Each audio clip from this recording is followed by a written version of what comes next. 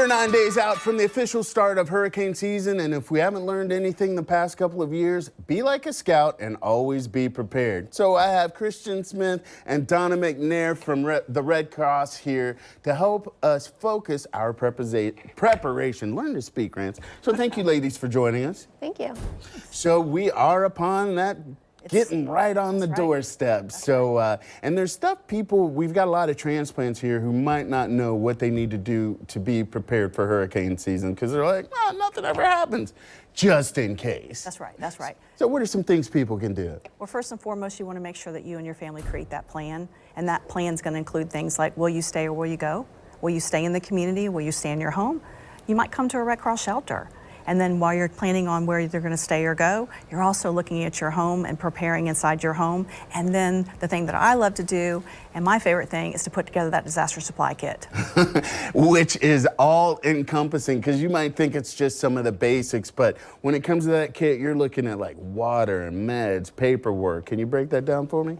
You also want to make sure that you have your pet supplies and anything you may need for your children, whether that's formula, extra diapers, any medications they may need as well. So how soon should people really have this kit prepared? Should they wait until they hear about a storm, or should they just go ahead and have it and it's better to have it? And Yeah, we want you to have it year-round, and then we want you to check it at least twice a year. And what we want you to do is to take those things out that maybe have expired, replace it with new stuff, but then like your paperwork changes, your insurance changes, so anything that represents who you are, what you own, or gives you access into neighborhoods, or like your driver's license, Social Security, any of those things, make sure you've made new copies and new stuff for that as well. Why is it so important that you keep that paperwork or make copies of stuff and take it with you?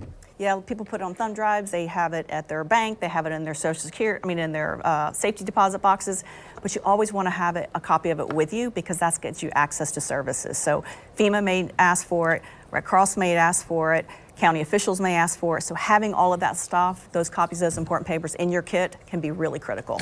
And with that preparation, maybe for insurance purposes, should you go through, take pictures and videos of everything just to make sure, like, okay, we have proof that this is in my house? 100%. So can we talk really quick about aftermath? Let's just say something does happen. Yeah. How important is it that the Red Cross is around to show that support and help people in need?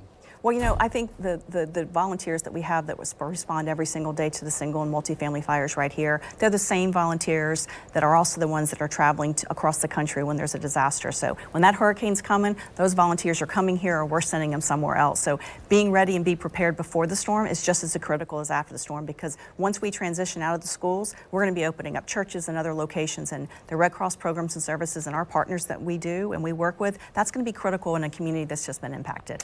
So that, ladies and gentlemen, is what we call a segue. So we're looking for volunteers. There's always that need, whether it's in an emergency or not. How can people get involved?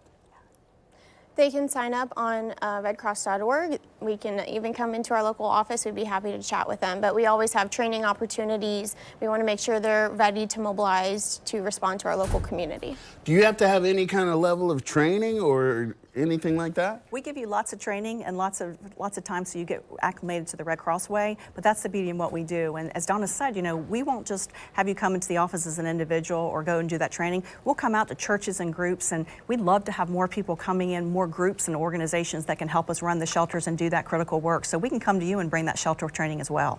Get ahead of the game, people. These are only a small list of notes for hurricane prep. You can do a deeper dive and find out more at redcross.org. Thank you guys for hanging out with us and sharing that information. I need more of that. So we've got more River City Live after the break.